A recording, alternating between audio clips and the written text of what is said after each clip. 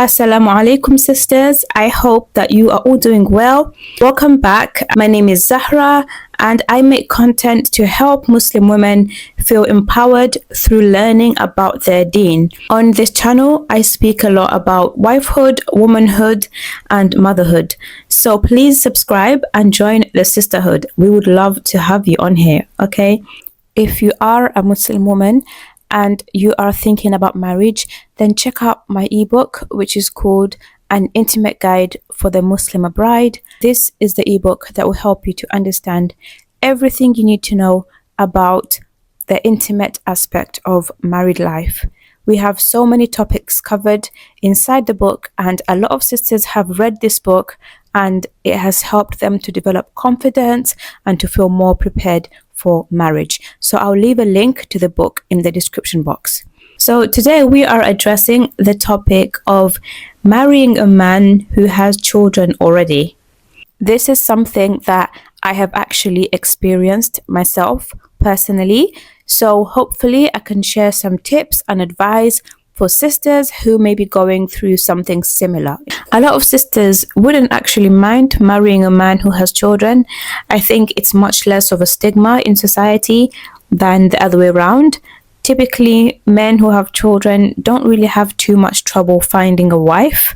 So the first thing to know is that the experience of marrying a man who has children will vary so much depending on the ages of his children. So you can imagine if he has a 1-year-old baby, or even less than 1-year-old baby, or he has a 5-year-old child, or a 10-year-old, or a 15-year-old, or even a 20-year-old child.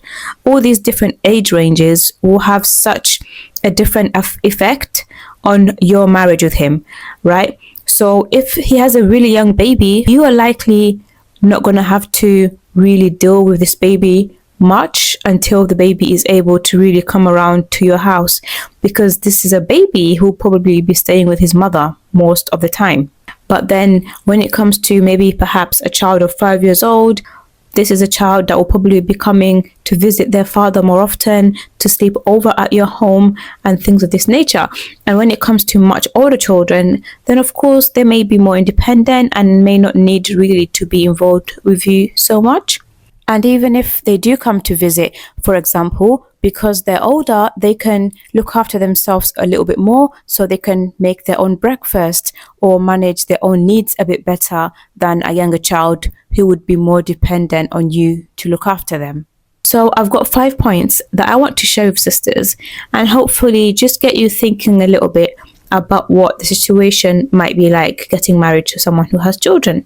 The first point I want you to know, sister, is that being a parent is a significant part of his life.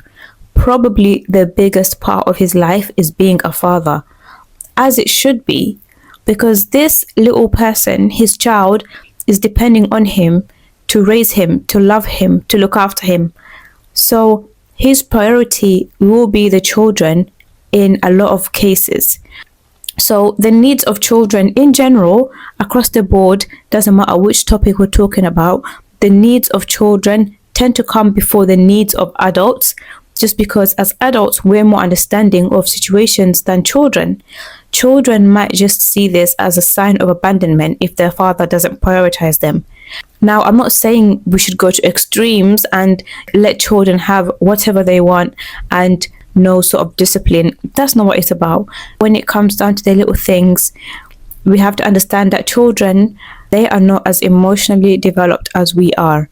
So you may need to compromise on things like the time you spend together so he can prioritize his parental responsibilities. This also includes financial responsibilities. It's very important to realize this, that the children play a significant role in his life. Please, please, sisters, do not enter a marriage where a man has children and think that you can just go in and ignore the kids, okay? Because the children will also become a part of your life.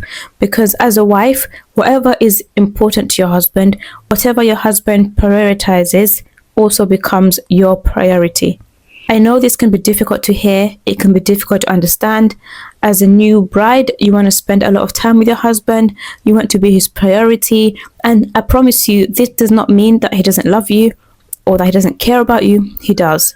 At the end of the day, sister, remember that he'll be coming home to you, and inshallah, the children will grow up and become more independent. The second point to note is to figure out how much mothering will you be expected to do for the child. This is probably something that you might want to figure out before you actually get married or soon after. So, are you going to be able to discipline the child and give the child rules to follow?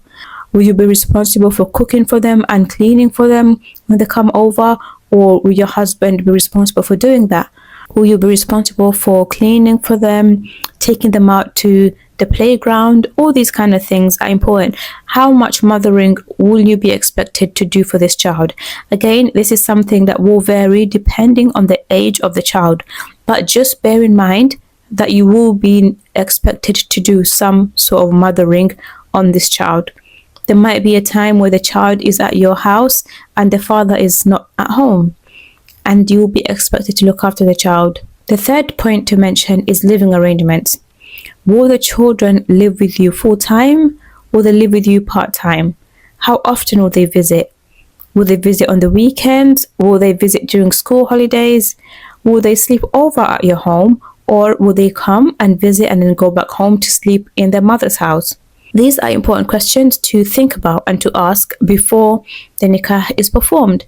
Perhaps towards the end of the marriage meetings, when you're likely going to marry this man, maybe you can sit down and have a casual conversation and discuss all these things so that you're comfortable and you're not hit by surprise when you get in the marriage and you're surprised to find that the child is going to be living with you or the child will be at your home every single weekend. If the child is at your home every single weekend, that means that you are looking after this child.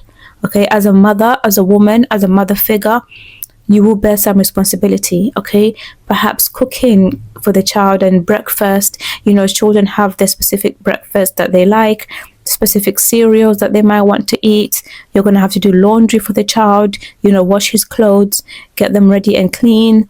Toileting, is a child potty trained? Is he still in nappies? Is the child new to toilet training? You might need to help out the child in so many different areas. So the fourth point, and this is a very, very important point that I really want sisters to make sure they discuss this before they marry the man. And that is regarding future children. Does he want more children with you? Because some men reach to a point where they say, I don't want any more children. I've got 4 kids with my first wife. We got divorced. I want to get married again, but I do not want any more children. Some men are really set on the idea. So it's important that you find out whether he wants more children. And if he does, then how many does he want? And how many do you want? And does that align with your future plans? For example, maybe you wanted to have 6 kids. And he only wants to have 2 more kids because he already has 4 kids. But that's not fair on you, because then you only have 2 biological children when really you wanted 6 children. So it's very important that you discuss this together, because one thing that is very hard on a woman is to want more children and for her husband to say no, he doesn't want any more. That's really difficult. So make sure you are on the same page about this topic.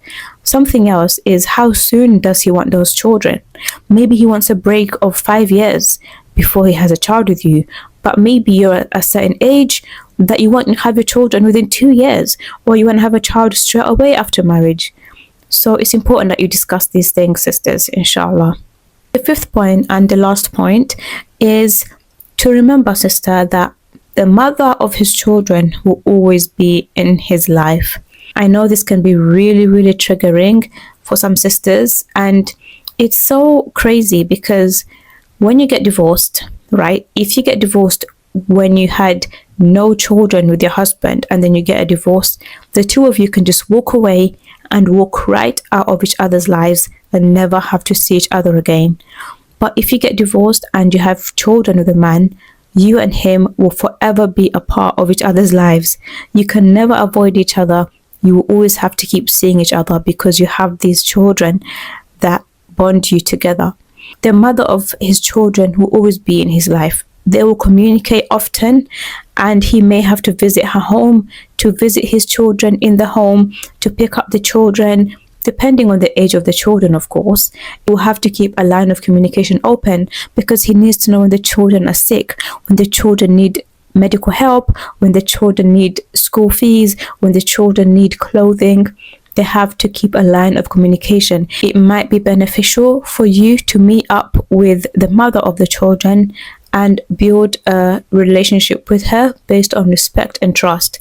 So she meets with you, you meet with her, and you get to know each other. You introduce yourself, so she knows who's looking after her children. She knows she can trust you, and you build a bond of mutual respect. It doesn't mean that you have to hate each other straight away just because she's the ex-wife. You don't have to hate each other.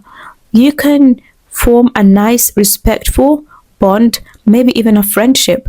You don't have to be the best of friends, but it's important that you're respectful, because remember, she's not going anywhere as long as those children are still in his life.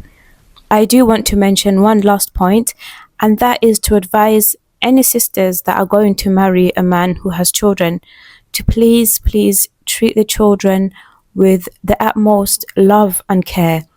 Treat these children like they are your own, because it will be such a great sin before Allah if you were to ever mistreat the children, to treat them in a way that is unfair, is unjust, to hurt the children, maybe when you're alone with them. This is such a grave sin before Allah, because these are young children, they are innocent. You should not take out your anger or any issues you have with your husband on those children.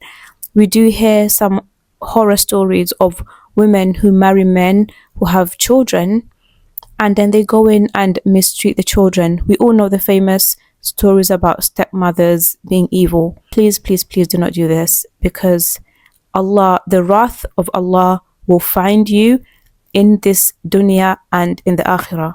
So mistreating children is absolutely evil. Please remember that these are just innocent children.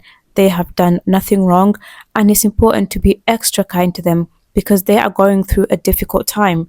If it's because their parents are divorced, or maybe it's even a case of them having lost their mother, so make the effort to be extra kind, extra caring, extra loving to these children, and that will also help to strengthen the bond between you and your husband. I hope this advice was useful. Jazakallah khair for watching. Please check out the description box for all my resources, and don't forget to subscribe and follow me on Instagram, and also like this video and share it with your sisters that are not yet married. Assalamu alaikum wa rahmatullahi wa barakatuh.